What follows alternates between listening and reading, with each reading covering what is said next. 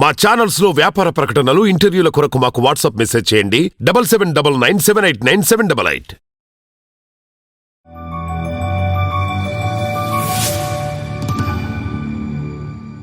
Sex తర్వాత కానీ నార్మల్గానే కానీ ఆ పెనిస్ చివర ఉన్న స్కిన్ రెడ్గా అయిపోవడము, లేదా చిన్న చిన్న కట్స్ ఏర్పడము, కొంతమందికి దురదగా అనిపించడము. అంటే ఇనిషియల్గా అయితే ఏమీ ఉండదు, ఓన్లీ దురదగానే ఉంటుంది. ఎప్పుడు చూసినా చెయ్యి అక్కడే పెట్టాలనిపించడము, లేదా ఆ చర్మం వెనక్కి లాగి చూసుకుంటే తెల్లని మీగడ లాంటి పదార్థం ఆ పెనిస్ మీద అంతా ఉండడము, ఎన్నిసార్లు అంటే వాష్ చేసినా కూడా మళ్ళీ ఇమ్మీడియట్గా అది ఫార్మ్ అవ్వడము, ఇవన్నీ బెలనోపాస్థైటిస్. ఈ ఇన్ఫెక్షన్ని బెలనోపాస్థైటిస్ అంటాం ఇంగ్లీష్లో. ఈ ఇన్ఫెక్షన్స్ రావడానికి కొన్ని రీజన్స్ ఉంటాయి.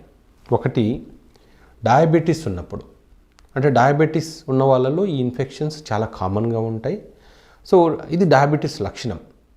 కాకపోతే అంటే చాలామంది పేషెంట్స్లో డయాబెటీస్ ఉందా లేదా అని కనిపెట్టడానికి ఇదే ఫస్ట్ థింగ్. అంటే మాకు ఓపీడీకి వచ్చినప్పుడు చాలామందికి మీకు షుగర్ ఉందా అని చూడగానే షుగర్ ఉందా అని అడుగుతాం.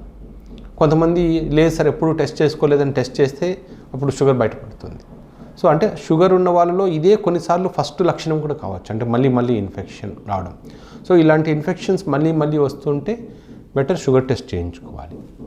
రెండోది, ఒకవేళ వాళ్ళ పార్ట్నర్కి అంటే ఫీమేల్ పార్ట్నర్కి ఒకవేళ ఏదైనా వైట్ డిశ్చార్జ్ ఉంది అంటే ఆ వైట్ డిశ్చార్జ్ అంటే ఇంటర్కోర్స్లో కలిసిన తర్వాత సరిగ్గా పెనిస్ని వాష్ చేసుకోకపోతే ఆ వైట్ డిశ్చార్జ్ వల్ల ఈ ఇన్ఫెక్షన్ మళ్ళీ రావచ్చు. దీన్ని ఈస్ట్ ఇన్ఫెక్షన్ లేదా ఫంగల్ ఇన్ఫెక్షన్ అంటాం, ఫంగల్ బెలనోపాస్థైటిస్ అంటాం.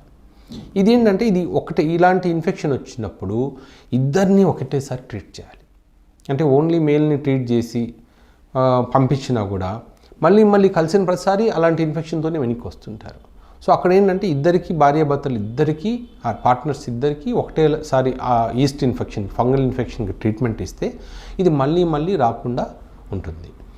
మూడో కారణం ఏంటంటే ఇలా ఉన్నప్పుడు ఆ ముందు చర్మం అనేది పెనిస్ మీద ఉన్న చర్మం బాగా టైట్ అయిపోయి ఇంటర్కోర్స్ టైంలో లూబ్రికేషన్ లేకపోవడం వల్ల బాగా స్ట్రెచ్ అయిపోయి టేర్ అయిపోతుంటుంది. సో అలాంటి వాళ్ళకు కూడా అంటే ఇంటర్కోర్స్లో పార్టిసిపేట్ చేసిన ప్రతిసారి ఇలాంటిది వస్తుందనుకోండి, ఒకవేళ మీ పార్ట్నర్కి వైట్ డిశ్చార్జ్ కానీ ఎటువంటి ప్రాబ్లం లేకుండా ఉందనుకోండి, దెన్ అది టైట్ ఫోర్ స్కిన్ అని చెప్పి దానికి సుంతి కానీ ప్రెప్యూజియోప్లాస్టీ అంటే ఒకవేళ సుంతి ఎవరికైతే ఫోర్ స్కిన్ తీసేయకూడదు అనుకుంటారో వాళ్ళకు ఆ స్కిన్ని లూజన్ చేయడానికి ప్రెప్యూజియోప్లాస్టీ అనే సర్జరీ ఉంటుంది, అది చేయొచ్చు. కాకపోతే ఇవన్నీ ఈ సర్జరీలు చేసే ముందే ఇన్ఫెక్షన్స్ ఉన్నాయా, ఏం ఇన్ఫెక్షన్, అది ఫంగల్ ఇన్ఫెక్షన్ అయితే ట్రీట్ చేసుకొని తర్వాత ఆపరేషన్ చేసుకోవాలి.